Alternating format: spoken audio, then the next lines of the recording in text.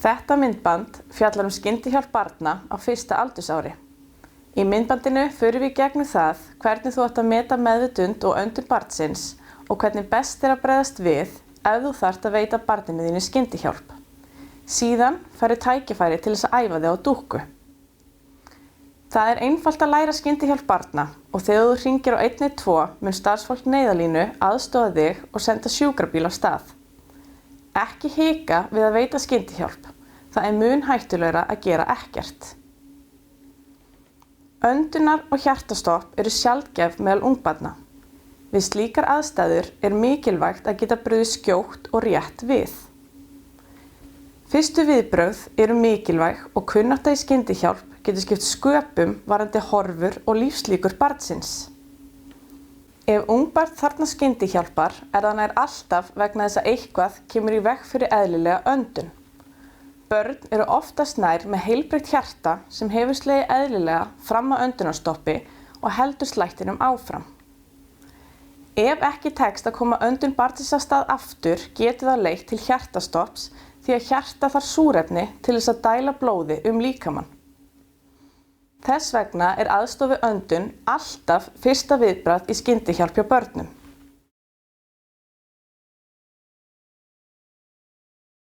Ef þú kemur á barninu þínu og það virðist meðvitundarlaust eða með óeðlilega eða enga öndun, byrjaðu það á því að reyna að vekja barnið með því að örva það eða taka það upp.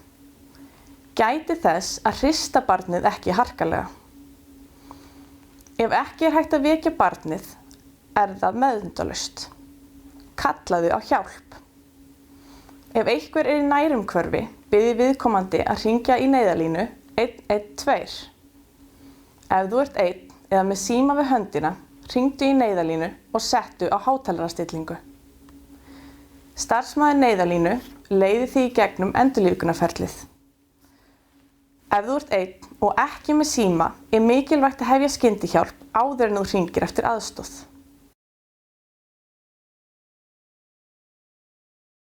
Legðu barnið á hart undirlag. Byrjaðu á að meta öndun barnsins með því að setja höfuð þess í hlutlausa stöðu og opna öndunarveg. Þegar ungabörn liggja á bakinu er hætta á að tunga þeirra falli aftur og loki öndunarveginum. Því þarf að opna öndunarveg barnsins. Þetta gerirðu með því að leggja aðra hönd á enni barnsins og fingur hinnar handar undir höku. Sveigðu höfuð barnsins lítillega aftur þar til nefbroddur vísar beint upp í loft. Öndunarvegur ungbarna er mjúkur og getur lokast ef höfuð er sveigt of langt aftur eða beygt að bringu. Því er mikilvægt að halda höfði í þessari hlutlausu stöðu. Ef barnið andar ekki, geturðu ekki séð, heyrt eða fundið andardrátt þess. Legðu vanga þinn að vitum barnsins og horfðu samtímis niður á brjóstkassann. Athugaðu hvort brjóstkassinn lyftist, hlustaðu eftir öndunarhljóðum og fyndu hvort barnið andi frá sér. Ef barnið andar ekki, lyftist brjóstkassi hvorki né hnígur og verður húðin föl, gráleit eða bláleit.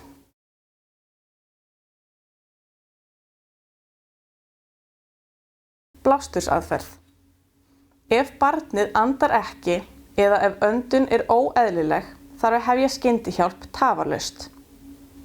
Byrjaðu á að gefa 5 blástra. Með því að blása kemst súrefni í blóðrás barnsins. Opnaðu öndunarveg barnsins. Dragðu að þér andann og legðu varir þétt umhverfis nef og munn barnsins. Blástu. Haltu öndunarvegi opnum, færðu munninn frá vitjum barnsins og horfðu á brjóstkassann síga þegar loftið fer út. Fullvissaðu að brjóstkassi lyftist því þegar hann lyftist fer loft niður í lungu. Endurtaktu þetta 5 sinnum. Hver blástur tekur 1 sekúndu. Hjartahnoð. Eftir 5 blástra er ástand barnsins endurmetið. Ef barnið sýnir engin merki líf með til dæmis eðlilegri öndun hósta eða gráti þarf að hefja hjartahnoð. Á þessum tímapunkti hringir þú á neyðarlínu ef það hefur ekki þegar verið gert. Ef þú þarft að sækja síma þá tekurðu barnið með þér. Hjartahnoð viðheldur blóðrás til heila og líkama. Til þess að hnoð sé skilvirkt þarf það að vera fullnægjandi að hraða og dýpt. Þess vegna er mikilvægt að barnið liggi á hörðu undirlagi. Hnoðaðu með 2 fingrum á miðjan brjóstkassa barnsins, það bil 1 fingurbreidd fyrir neðan geirvörtur. Þrýstu bringubeininu niður sem samsvarar 1/3 af þykkt brjóstkassa, það bil 4 cm.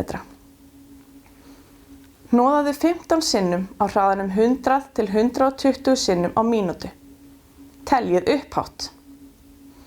Athugaðu að þetta er ansi hratt. Gættu þess að brjóstkassin lyftist á milli hnoða. Eftir 15 hnoð skaltu blása 2 sinnum. Endurtaktu síðan 15 hnoð og 2 blástra eftir þörfum. Þessu er haldið áfram þar til barnið fyrir að anda sjálft eða sérhæfð hjálp berst.